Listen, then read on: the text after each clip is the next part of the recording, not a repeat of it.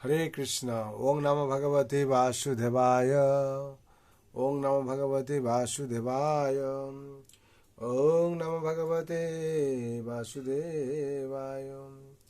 नारायणं नमस्कृतं नरं चैव नरोत्तमं देवीं सरस्वतीं व्यासं ततो जयमुदीरये।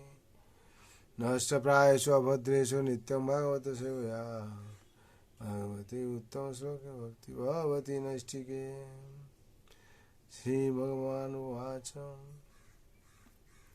नैष्टिके वंशाकल्पतरुश्च कृपा सिन्धु एव च पतितानं पावनं वैष्णवाय नमो नमः। कृष्णाय वासुदेवाय देवकीनन्दनाय च नन्दगोपकुमाराय गोविन्दाय नमो नमः। श्रीमद्भागवत स्कंद 1 अध्याय 3 श्लोक संख्या 34। जद्योपरता देवी माया वैशारदीमती संपन्न एवेति विदु महिन्मिषे मह्यते। शब्द बोला यदि यदि यथा तारा उपरता प्रशमित हुआ देवी माया माया शक्ति वैशारदी ज्ञान संपन्न मति आलोक प्राप्ति संपन्न समृद्ध एव अवश्य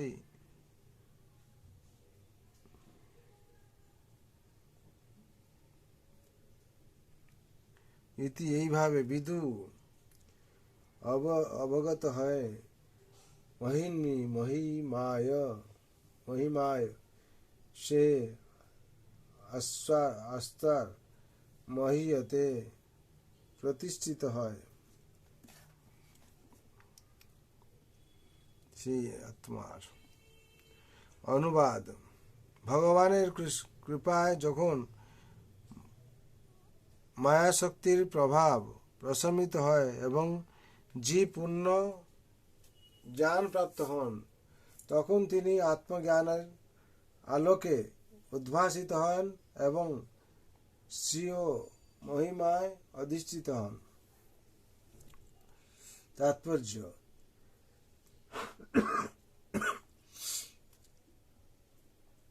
जेहेतु भगवान হচ্ছেন परम तत्व তাই তার নাম রূপ লীলা পরিকর বিশিষ্ট এবং শক্তি সবই তার থেকে অভিন্ন। তার সর্বশক্তিমত্তার প্রভাবে তার অপ্রাকৃত শক্তি কার্যকারী হয়। তার সেই শক্তি অন্তরঙ্গা বহিরঙ্গ এবং তটস্থা শক্তি রূপে কার্যকারী হয় এবং তার সর্বশক্তি মত্তার প্রভাবে তিনি পূর্বোক্ত যে কোনো শক্তির মাধ্যমে যে কোনো কার্য সম্পাদন করতে পারেন। তিনি তার ইচ্ছার প্রভাবে বহিরঙ্গা শক্তিকে অন্তরঙ্গা শক্তিতে রূপান্তরিত করতে পারেন।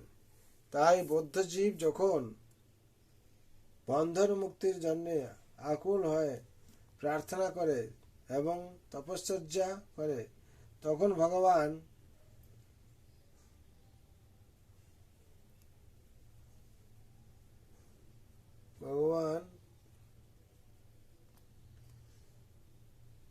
ভগবানের বহিরঙ্গা শক্তি যা বদ্ধজীবকে মহাচ্ছন্ন করে রাখে তার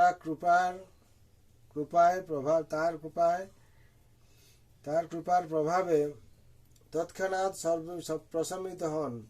তখন সেই শক্তি সেই শরণাগত জীবকে পরমার্থ লাভের পথে উন্নতি সাধন করাতে সহায়তা করে। এই বিষয়ে বিদ্যুৎ শক্তির দৃষ্টান্তটি খুবই যথার্থ সুদক্ষ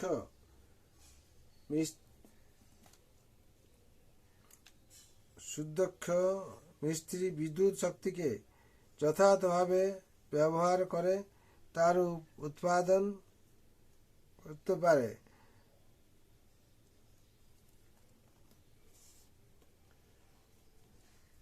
আবার শীততাপও উৎপাদন করতে পারে।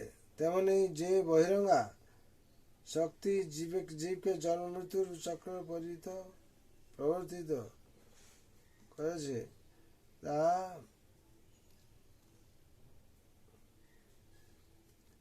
তা ভগবানের ইচ্ছার প্রভাবে অন্তরঙ্গা শক্তিতে রূপান্তরিত হয়ে জীবকে নিত্য জীবন লাভের পথে পরিচালিত করতে পারে। জীব তো যখন এইভাবে ভগবানের কৃপার পাত্র হন, তখন সে তম রজস অভিক্তির অধিষ্ঠিত হয়। তখন সে তার স্বরূপে অধিষ্ঠিত হয় নিত্য চিন্ময় জীবন লাভ করে।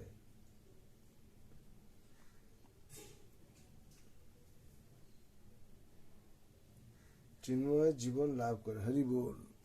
বিশেষ করে এখানে 34তম শ্লোকে তাৎপর্য সম্পূর্ণ হলো। এখানে বলা হচ্ছে, যেহেতু ভগবান হচ্ছেন পরমেশ্বর, তাই তার নাম রূপ লীলা পরিষদ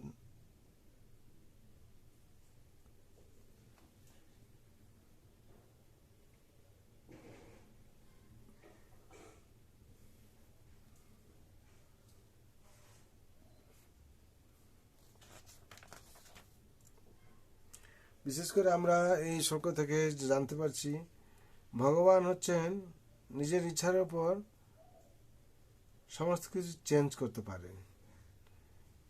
ভগবান ইচ্ছা শক্তির উপর সব কিছু হয়। তার জন্য বিশেষ করে আমাদের ভগবানের আতুর্জনে আমাদেরকে আত্মসমর্পণ করতে হবে। যদি আমরা ভগবানের আতুর্জনে আত্মসমর্পণ করি, তাহলে ভগবানের অহেতুক কৃপা আমরা লাভ করব। তার ফলে কী হবে? আমরা ভগবানের সান্নিধ্য লাভ করব, আর এই জন্ম মৃত্যু জরা ব্যাধি চক্র থেকে মুক্তি পাব। তার জন্যে সবাই